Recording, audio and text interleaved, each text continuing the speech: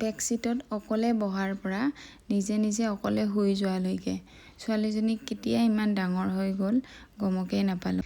কেতিয়াবা তাইৰ মুখখন দেখি বেয়াও লাগে। ভাবোঁ তাইক বা ইমানখিনি মৰম দিব পাৰিছোঁনে নাই, কিন্তু দুয়োটাই যেতিয়া একেলগে খেলি থাকে তেতিয়া দেখি আকৌ ভাল লাগে। কিমান যে মৰম দুয়োটাই দুয়োটাৰ প্ৰতি।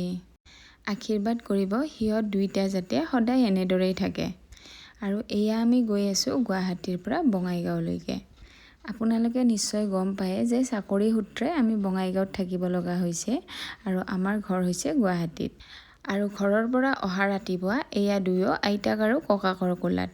জীউ আৰু গুডুৰ এই সৰু সৰু মুহূৰ্তবিলাক সিহঁতে কেনেদৰে ডাঙৰ হৈছে ধৰি ৰাখিব আৰু আপোনালোকক দেখাব অকণমান চেষ্টা কৰিছোঁ। আশা কৰিছোঁ আপোনালোকে চাই ভাল পাইছে। কেনেকুৱা ধৰণৰ ভিডিঅ' আগলৈকৈ চাব বিচাৰে আপোনালোকে কমেণ্টত জনাবচোন। মই তেনেকৈ দিবৰ কাৰণে চেষ্টা কৰিম। আৰু এয়া বঙাইগাঁও আহি পোৱাৰ পিছৰে দৃশ্য। আজিলৈ ইমানেই।